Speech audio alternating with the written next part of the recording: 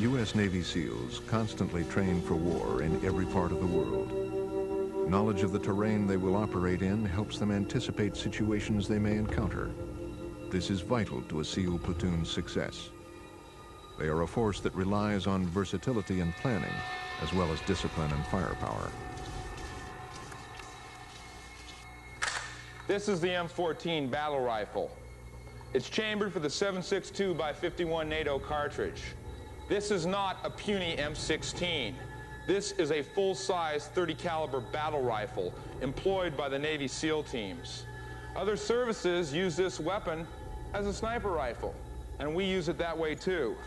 But we also carry it on an individual basis out in the field. This is a very robust rifle, very accurate out to long ranges, beyond 800 yards. If you have to shoot men that are behind emplacements, cover, this is the rifle you want to do it with. It penetrates the brush. It goes through bunkers. It goes through branches, through walls, through automobile sheet metal and glass. It also works extremely well in adverse conditions, Arctic conditions. The SEALs support conventional main force efforts by observing and reporting enemy troop movements, creating diversions, or directly attacking targets. But life in the field is harsh and monotonous.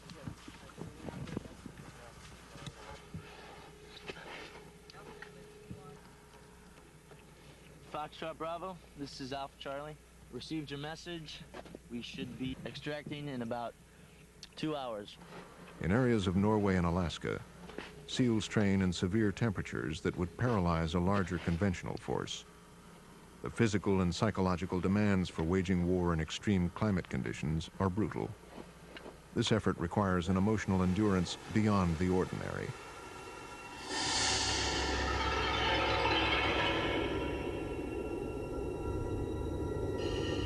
In an underwater attack, surprise is essential. A small SEAL element maintains its advantage only if it remains undetected. Despite its vulnerability during watch, this type of operation has proved to be a highly successful SEAL tactic. Having some of those special capabilities vested in a small force, you have the opportunity to take and do, the term du jour has been surgical operations. You have a burgeoning crisis, you can potentially defuse that with one short, quick, perhaps rapid action. During the Cold War, you had Navy SEALs doing an awful lot of underwater operations around Russian harbors, monitoring Soviet ships. You had Navy SEALs during the Central American War, tasked to the CIA that were involved in the mining of Nicaraguan harbors. This was all part of the maritime strategy.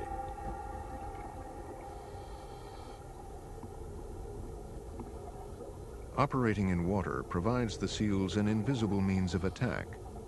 However, launching men and equipment from the submarine, usually in dark and cold water, poses serious hazards for even the best trained frogmen. Locking out of a submarine, going to the surface and inserting from over the horizon, for example, in inclement weather, sea state, large surf, bad surf going into the target. That is where it gets real iffy. I'll tell you, I've been caught in some real bad surf, and that sure made a believer out of me. And in the dark of night, you're all disoriented, getting beat to death, you're loaded down with gear. It can be real taxing. Of course, when you look over at your teammate, you know he's suffering too. And most of the things we do is to maintain the respect of our counterparts and our buddies in the platoon. When you think you're going to failure and you'd sure like to quit, you just look over at Jim and you go, he can hack it, I can, and I'm not going to let him down. So you carry on, you carry on.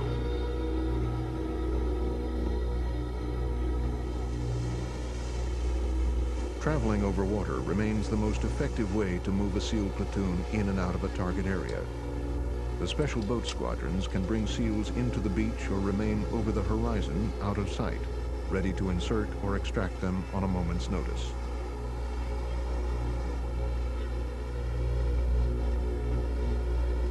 I think one thing we've always learned in special operations, that you're only as good as the people that get you in and get you out.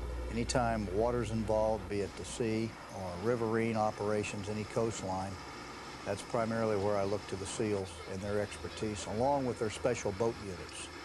They have a unique capability in that they have their own infiltration and exfiltration craft. Traditionally, the special boat squadrons were often ignored in the Navy's emphasis on organizing and training the higher-profile SEAL teams. However, this has changed with the recognition that boat units give the SEALs an advantage no other special operations group has: a shallow water capability to deliver men to inland waterways quickly and quietly.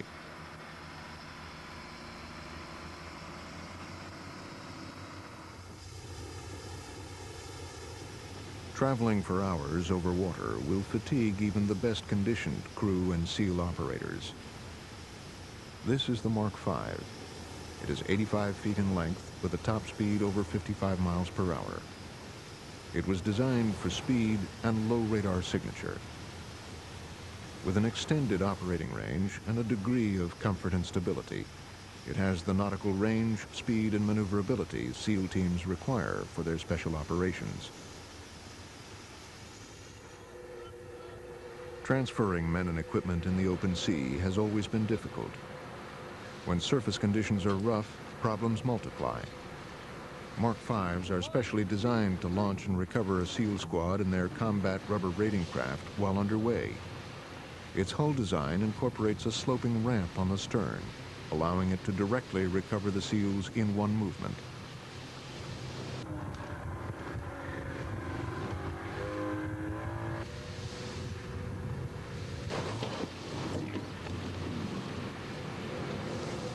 Originally designed as a life raft, the combat rubber raiding craft is a 15-foot, 265-pound raft that carries 4 combat-ready SEALs and travels at up to 20 knots.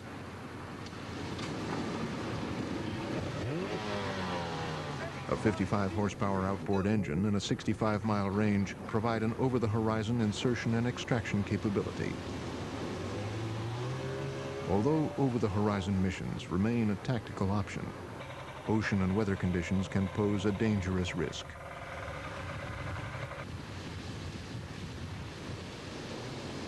The speed, range, and shallow draft of the Mark V allow it to come in close to shore, launch or recover their SEAL cargo, and get out before they can be intercepted.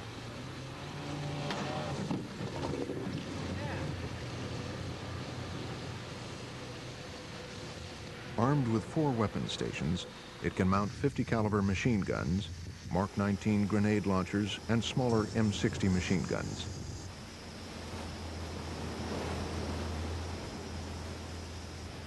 Inside the covered cabin, 3 men navigate and engineer the craft while underway. Steering is done using computerized hand toggles. Using water jet propulsion for thrust instead of propellers, this all-purpose boat carries a crew of 6 and seating for an entire SEAL platoon. Specially designed seats have a shoulder harness to secure the passenger's ride in heavy seas.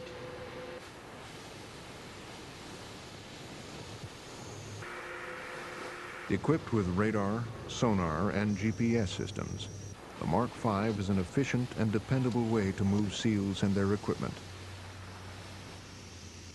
In an age of intercontinental missiles, remote control weapons, and cyberspace, obtaining accurate intelligence is a key ingredient to the security of most nations. One of the biggest activities that our special operators are involved in is counter-drug operations. This is a major activity for the SEALs as well.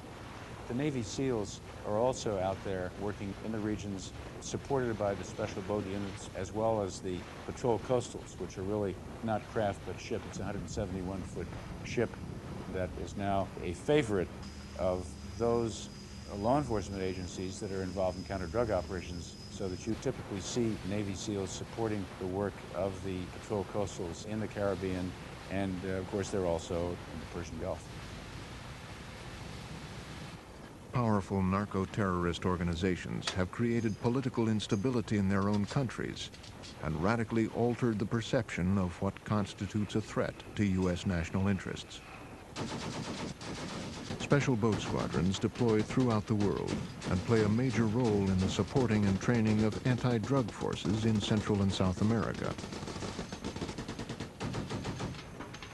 The Hurricane-class coastal patrol craft is the first designed for Navy special warfare use. With two 25mm guns, Stinger anti-aircraft missiles, and other weapons, it carries enough firepower for enforcing counter-drug operations along coastal waters.